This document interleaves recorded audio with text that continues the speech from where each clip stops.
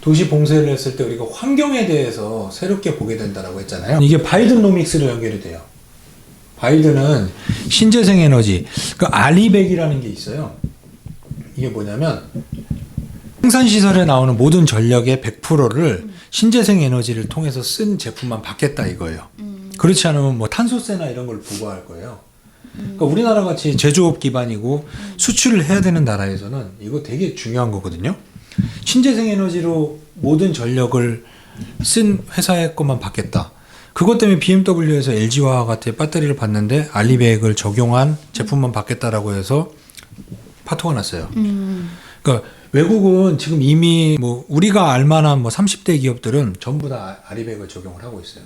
그럼 우리나라 반도체 부품 뭐 애플이나 테슬라에 수출할 거 아니에요. 앞으로 이게 되지 않으면 수출도 할 수 없어요. 그럼 탄소세를 받아요. 그럼 우리나라가 이걸 준비를 하고 있느냐? 신재생 에너지에 대해서 아직까지 원전의 얘기를 많이 하잖아요. 네.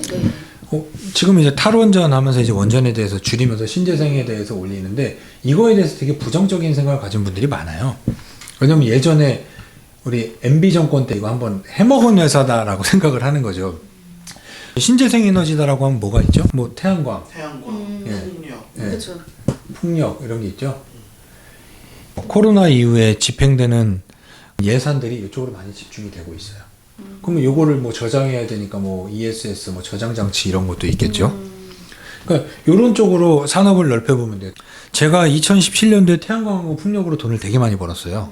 사실 이걸로 제가 이 자리까지 왔다고 해도 돼요. 그때는 너도 나도 할 거 없이 태양광하고 풍력을 했다라고 해요. 이게 모든 산업이다라는 게 요런 사이클을 그리거든요. 처음에 요렇게 다 성장을 해요. 요 때는 너도 나도 할 거 없이 다 태양광 풍력을 할 거라고 하는데 이러한 구조조정 과정을 거치죠. 이런 걸 이제 뭐 캐즘 이론, 뭐 캐즘 구간이다라고 하는데 이게 여기에서 살아남느냐 그걸 넘어서느냐 그게 되게 중요한 거잖아요. 지각 변동으로 인해서 벌어진 틈이거든요. 그러면은 거기를 넘어야 저쪽으로 갈 수 있는 거잖아요. 아니면 빠져 죽는 거잖아요. 요거를 거쳐서 이런 큰 상승을 가고 있는 분야 중에 하나가 이 태양광이에요. 예전에 태양광 풍력한다는 회사가 뭐만 하면 공시가 떠. 이 회사가 사업 목적에 태양광하고 풍력을 추가했다. 이걸로 해서 작전주도 엄청 많이 나왔는데 풍력은 우리나라 조선 기자재 업체들이 너도 날 거 없이 풍력 기자재도 비슷하거든요. 단조나 이런 거기 때문에 아니면 뭐 메인 샤프트 뭐 하는 게 이 배 만드는 기술과 상당히 비슷해요. 그래서 다 그거 한다고 했는데 남은 게 뭐 몇 개 없어요. 그때는 조선 기자재 업체 1위 뭐 태용, 뭐 평산, 현진소재, 용현비엠 이렇게 있었는데 지금 태용 빼고는 나머지 회사 다 없어지거나 회사 이름 바꿨고. 그럼 그 회사들을 우리가 예. 추려서 볼 수 있는 또 안목이 있어야 되잖아요. 그런 건 사장님은 어떤 식으로 회사를 분석하신가요? 얘네들 같은 경우는 이미 이 구간을 실적이 나오지 않아요. 네. 실적은 마이너스인데 자, 기대감 때문에 주가가 오르는 구간이에요. 그럼 이때는 판단을 하기가 힘들어요. 네. 뭐가 대장주인지 몰라. 근데 이 당시에 실적이 있으면서 기대감을 같이 가졌던 회사가 우리가 아는 OCI라는 회사예요. 제가 이걸로 3배의 수익을 그 냈습니다. 당시 20만 원 정도 했던 것 같은데? 저는 13만 원에 사서 39만 원에 전부 정리했어요. 그런 거 하는 회사들이 많았는데 이 태양광이 중국에서 단가 후려치기. 아, 너무 웃긴 게 저도 OCI가 있었어요. 그 당시에 그래도 싸지 않은 주식이. 얘가 제일 비쌌죠. 네, 공부를 해야 되는 게 그때 황제주였어요. 증권사 리포트에서 다 100만 원 간다고 그랬어요. 그러니까 증권사 리포트를 여기서 말씀드릴게요. 증권사 리포트의 사실을 봐야 돼요. 처음에 나오는 뭐 산업 분석이나 이런 건 맞아요. 근데 그 뒤에 나오는 뭐 종목 추천해갖고 이게 얼마 간다. 이건 보실 필요가 없어요. 산업에 대해서 알아야 되니까 내가 부족하기 때문에 리포트를 봐야 되는 건 맞는데 OCI 그때 60만 원 갔을 때 다 100만 원 간다고 그랬어요. 근데 OCI는 그 당시에 제 기억에 그런 기업들이 많이 샀던 것 같아요. 나라에서. 맞아요. 기관하고 많이 샀어요. 펀드들이 기관, 많이 샀어요. 이거 걔네들 많이 손실 났죠. 이 과정을 거치지 못한 회사들이 상당히 많은데 태양광이다라고 하면은 몇 군데 남지도 않았어요. 태양광 한다는 회사가 그때 OCI, 하나케미칼, 뭐 오성 LST, 신성 ENG, S에너지, 그리고 주성 엔지니어링, 뭐 DMS, HNT 이거 아주 희대의 작전주죠. 규소 광산을 뭐 찾았다 그래갖고 난 놈들이에요. 그거 작전 치고 해먹었던 애가 지금도 유튜브에서 활동하고 있어요. 그러면서 뭐 1억에서 10억 만들기 막 이러고 있어요. 맨날 사기치고 있어요. 그 사람은 완전 그 리플리 증후군인 그렇죠. 거지. 근데 강연을 2시간씩이에요. 대단한 사람. 말을 흡입력 있게 잘해요. 사기꾼들은 원래 사기꾼이 말 잘해요. 똑똑하잖아요. 네. 풍력 같은 경우는 현대중공업도 하고 다 했죠. 뭐 아까 말한 뭐 태용, 평산, 현진소대, 용현BM 이런 애들뿐만이 아니라 동국 SNC, 뭐 동국 산업 많은 회사들이. 그러면 저희처럼 주식 투자를 네. 하는 사람들이 또 사장님 큰 가이드라인 우리한테 제시를 해주는 거고 네. 이제 거기서 물고기는 우리가 잡아야 되잖아요. 네. 안정적인 것을 잡을 것인가, 아니면은 리스크가 크지만 좀 수익이 좀 날 수 있는 걸 잡을 것인가. 아, 우리 같은 사람들은 이제 종목 그렇게 투자를 해야 하잖아요. 네. 그럴 때 먼저 봐야 될 게 뭘까요? 솔직히 처음 하는 사람들은 수익 나는 것도 나는 거지만 잃었을 때 상실감이 더 크단 말이에요. 그럴 때 제가 말씀드릴 수 있는 게, 자, 거기에서 고민은 이걸로 가는 거예요. 보면은, 자, 분산 투자냐, 그렇죠. 분산 대 몰빵, 이걸로 가는 건데, 저는 개인적으로 이걸 안 한다고 그랬잖아요. 자, 단순하게 태양광으로 한번 보자고요. 그럼 태양광 회사들이 여러 개가 있어요. 뭐, 예를 들면, 자, OCI가 있고, 자, 하나케미칼이 있다고 쳐요. 얘는 코스피죠. 네. 그리고 코스닥으로 치면 뭐가 있을까? 뭐 신성ENG 아직 있고, 그리고 S에너지 아직 있어요. 그럼 얘네들은 요 구간을 견딘 애들이라고 그랬잖아요. 이 구간을 견뎠을 때는 어떤 일이 일어나냐면 실적이 나와요. 실적이 나오고 실적이 올라가면서 성장이 붙여주니까 주식이 쭉 올라갈 수 있어요. 산업이 성장을 해요. 근데 이게 성장 산업인지 성숙 산업인지가 되게 중요한데, 저는 2007년도에 그걸 그렸어요. 이렇게 성장을 하면 한 10년 뒤에 건물 옥상에 다 태양광 패널이 되고, 또 유리 안에서도 양면이라 태양광을 해갖고 열을 에너지를 밑으로 이 ESS 저장 장치로 내리는 그런 게 다 설치될 거라고 생각을 했어요. 이건 참 올 거예요. KC코트렐도 뭐 그런 태양광 발전소, 예를 들어서 이렇게 투자를 한다라고 했을 때 어떻게 투자를 하느냐. 일단 코스피에서 하나를 전 골라요. 네. 전 2개를 골라요. 선택을 하면 돼요. 폴리실리콘을 선택을 할 건지 패널을 선택을 할 건지. 여기서 하나 고르시고 실적 성장성을 또 보고, 그러면은 얘네들이 하나만 하질 않잖아요, 사업을. 얘도 지금 보면은 하나만 하지 않고 또 반도체 소재 쪽으로 들어갔어요. 어디였더라? 포스코 쪽이랑 아마 손잡고 할 거예요. 반도체 소재로 사업을 확장을 했고, 하나케미칼은 원래 석유화학 회사잖아요. 거기에서 태양광을 넣은 거잖아요. 근데 이 CEO가 이 한화그룹이 추구하는 방향이 수소에너지와 우주항공 쪽으로 넘어가요. 그러면 그거랑 연결될 수 있는 시너지를 낼 수 있는 걸 고르시면 되는 거예요. 반도체 소재 쪽으로 갈 것인지, 얘네는 수소하고 우주항공 쪽으로 같이 진행을 하고 있는데 어떠한 콜라보가 나올지 모르지만 둘 다 실적은 나오니 둘 중에 하나 고르시면 되는 거고, 얘네 같은 경우는 코스닥이다 보니까 아무래도 실적이 나오더라도 영업이익률은 좀 떨어지는 편인데 작은 회사고 가격이 저렴하다 보니까 상승 탄력은 얘가 높을 수 있죠. 이 중에 하나 고르시면 돼요. 근데 저는 개인적으로 뭐 이 중에 뭘 산다 그러면 신성ENG를 괜찮다고 생각하는 게, 태양광에서 가장 오랫동안 갈고 닦은 회사고, 얘네 같은 경우는 반도체 클린룸도 해요. 그래갖고 이번에 코로나로 인해서 음압병실? 예, 음압병동? 그거에 관련돼서, 왜냐면 클린룸을 하다 보니까, 클린룸이라는 거는 반도체에 대해서 그 먼지나 이런 게 들어가면 안 되는 거잖아요.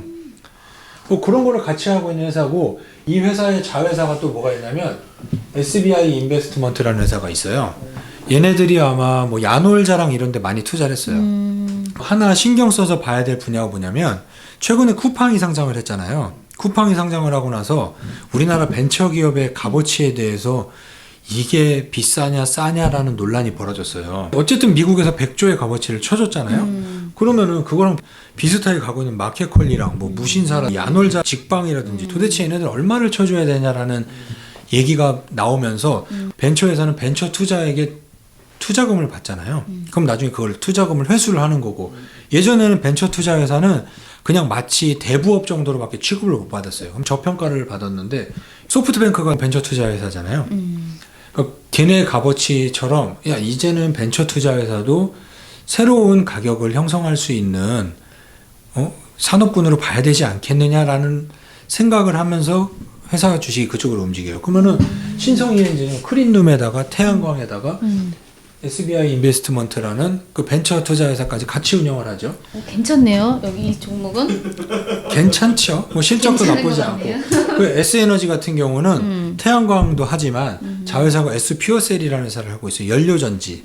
수소 연료전지 회사를 자회사를 두고 있어요. 이건창호는 코로나로 인해서 우리가 리모델링을 많이 하죠. 그리고 건설업에 대해서 정부에서 이제 자금 집행을 해야 되잖아요. SOC 투자를 해야 되니까. 그러면은 창호가 나가겠죠. 마루 같은 것도 하고 그런 콜라보가 있을 수 있고 KC코트렐 아까 얘기했는데 태양광 발전소를 운영하기도 하지만 얘네 같은 경우는 이렇게 집진 시설이라고 그래갖고 우리가 터널 지나다 보면은 뭐 달려있죠. 막 매연 막 빨아다니고 뭐 KC코트렐이 그런 사업을 하고 아까 얘기했었던 아리백에서 탄소세가 적용이 됐을 때 그 탄소 배출권이다라는 게 있어요. 탄소 배출을 많이 하는 회사는 탄소 배출을 덜하고 친환경적으로 하는 회사가 갖고 있는 그거를 사서 그 인증 마크를 찍어서 수출해야 돼요. 탄소 배출권을 갖고 있는 회사가 KC코트렐이에요. 어떤 거를 선택하느냐는 이제 자기가 선택하면 돼요. 신성이엔지처럼 이런 콜라보를 할 것인지. 그 태양광에서는 이런 식으로 고르면 되고 신재생에서 뭐 풍력도 이런 구간을 같이 거쳤어요.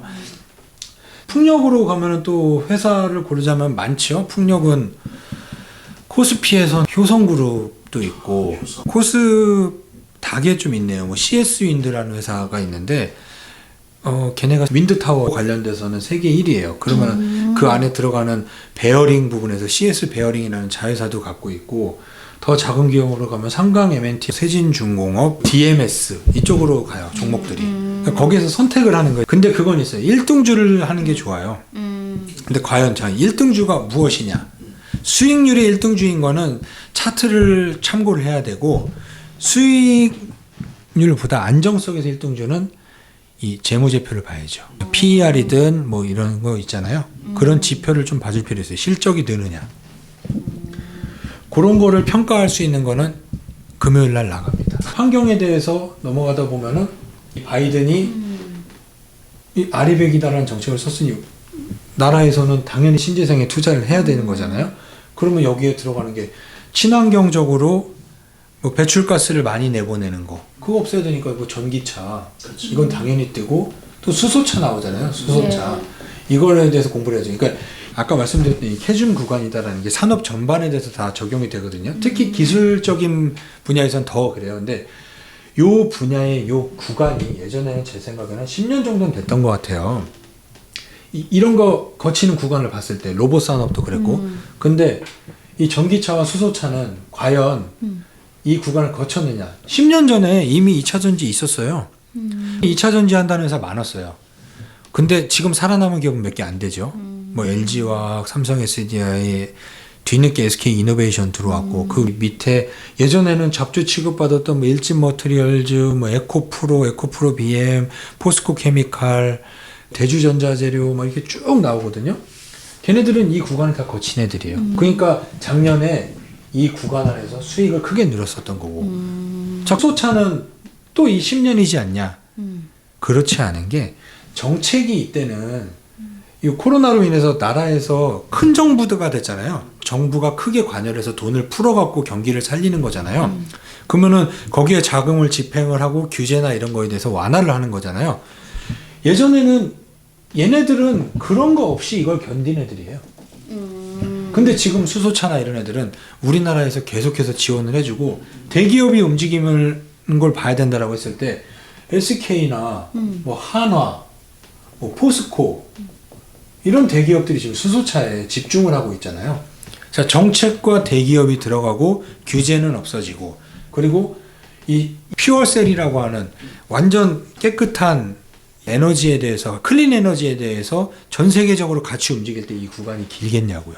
그리고 이 구간이 또 짧아지는 게 예전에 시행착오를 사람이 겪었잖아요. 기업이 겪었고 근데 인공지능이 이제는 그걸 많이 줄여주겠죠. 신약 같은 경우도 예전에는 임상 1상, 2상, 3상 막 해갖고 막 10년이 넘게 질질 끌었는데 AI 신약 회사들이 있어요. 얘네들은 임상 과정을 데이터로 해갖고 줄여주는 거예요. 이런 회사도 우리나라에 있잖아요. 신테카 바이오. 그러니까 바이오는 저는 개인적으로 뭐 투자를 해라 마라 이런 건 아닌데 뭐 이런 게 있다라는 거예요. 치료제든 뭐든 빨리 나오는 게 이런 쪽하고 연관도 있는 거예요. 예전엔 사람이 다 겪어야 될 것을 이제는 데이터나 뭐나 해서 그게 단축이 되는 거죠. 그러니까 지금 우리가 주식을 해야 되는 이유 중에 하나도 예전에 우리가 생각하던 거는 인공지능을 뺀 거예요. 아까 말씀드렸잖아요. 인공지능은 스스로 강화학습이다라는 걸 하고 쉬지 않아요. 내가 자도 얘는 계속 데이터를 돌려요. 그러면은 내 상상 이상의 성장 속도와 그리고 눈앞에 보이는 게 빨라집니다. 환경에서 또 우리가 신경 써야 될 거는 인공육. 이 인공육에 대해서 사람들이 야 환경이랑 인공육이랑 뭔 상관이야? 소고기든 뭐 사람들 많이 먹는 양고기든 뭐 얘네들이 뭘 먹죠? 풀을 먹고 결국은 뭐 산림을 파괴하는 거죠. 배출가스 정화 기능을 하는 거를 먹어 치우는 것도 있지만 얘네들이 먹고 뭐 트름하고 방구 끼고 내뱉는 메탄가스가 있는데 이게 이산화탄소보다 21배 이상의 그 온실 효과를 나타내요. 그러면은 앞으로 이런 고기에 대해서 이게 붙지 않을까요? 그러니까 빌 게이츠가 괜히 여기다 투자한 거 아니에요. 그 사람은 그냥 사업가예요. 돈 가는 대로 갑니다. 그러니까 하루에 소가 트름하고 방구 끼는 거에서 발생되는 메탄가스가 소형차 한 대가 1년 동안 배출하는 거랑 비슷하대요. 이거는 소위 미친 거예요. 우리는 모르고 계속 먹고 있죠. 그러면은 이 인공육 시장에 대해서 투자를 해봐야죠. 우리나라에 관련된 회사가 있긴 있어요. 뭐 재료 만들고 뭐하고 하는 회사가 있어요. 뭐 인트론 바이오라는 회사도 있고. 인트론 바이오는 바이오 회사인데 기술 수출도 좀 많이 하고 수익이 나는 회사예요. 뭐 투자라는 얘기는 아니고요. 뭐 그리고 화학 회사에서도 이거 많이 하죠. 예, 그리고 대상이든 풀무원이든 얘네들도 이쪽 시장에 대해서 신경을 쓰긴 할 텐데 하지만 인공육의 진짜는 미국의 비욘드 미트라는 회사가 있죠. 그러니까 미국 투자를 저는 개인적으로 영어를 못하기 때문에 안 하는 것도 있지만 기왕이면 우리나라 경제를 살려보자라고 해서 안 하지만 미국에서 만약에 투자할 거를 찾는다라고 하면 전고체 배터리 관련 회사랑 이 비욘드 미트 이거는 저는 괜찮은 것 같아요. 그리고 조금 이따 얘기할 뭐 메타버스 관련 회사들도 괜찮은 것 같고 이건 다 들어보셨잖아요. 태양광, 풍력, 전기차, 수소차 이 안에서도 들어가면은 전기차 부품이냐, 소재냐, 장비냐, 수소차도 똑같아요. 근데 요것 또한 이 생산 공정이 되게 단조로워지면서 스마트 팩토리화 되면서 이 노동자가 많이 요구되지 않아요. 생산 과정이 되게 단순화되고 그렇다 보니 이거는 또 결국은 또 스마트 팩토리 쪽으로 또 투자가 연결이 되죠. 이게 다 연결되는 거예요. 오늘 얘기했었던 모든 게 다 연결돼요. 근데 생소한 분야는 인공육이죠. 네, 이 부분에 대해서는 조금 공부해 보시고 그리고 일단 시켜서 드셔보세요. 저도 몰라서 먹어봐야 될 거 아니에요. 예를 들어서 20년 전에 제가 중학교 때 제가 너무 고기만 먹으니까 엄마가 한신코아 백화점에서 콩고기를 사왔더라고요. 그래서 그 반찬으로 해줬어요. 생각해보면 그 비쌌어요. 얼마나 먹어대면 엄마가 건강을 생각해서 그 당시 콩고기도 나쁘진 않았지만 사실 고기 맛은 아니었어요. 맛없지 않아요? 저는 맛없어요. 맛없던데요. 저는 좋아해요. 저는 좀 중국 길거리 음식도 잘 먹잖아요. 근데 과연 지금 뭐 광고하고 뭐 이러는 거 보니까 고기와 비슷하다. 뭐 맥도날드에서도 뭐 인공육 나오고 그랬다면서요. 버거가. 요것 또한 몇 년 안에 우리 식탁 안에 올라오고 이미 페북에도 광고 많이 하더라고요. 그러면 인공육 시장에 대해서 사업을 진행할 수도 있고 아직 얘네가 성장 산업에 들어가지 않고 그냥 초기 진입 산업이기 때문에 아마 수익은 안 나고 있을 거예요. 적자일 거예요. 그래요? 계속 얘네들도 개발하고 투자하고 뭐하고 할 거 아니에요. 그러니까 제가 항상 얘기하는 게 마이너스인 회사는 투자하면 안 되냐라고 했을 때 초보자들에게는 저번에 얘기한 것처럼 손익계산서에서 검정색이 많은 회사를 투자하라고 하지만 경험이 쌓이고 그렇다 보면은 마이너스인 회사에도 투자를 할 수 있어야 된다라고 하는 분야가 뭐 이런 분야예요. 뭐 전기차도 아직은 마이너스겠죠. 수소차도 그러고 환경에 대해서 한번 얘기해 본 것 같습니다.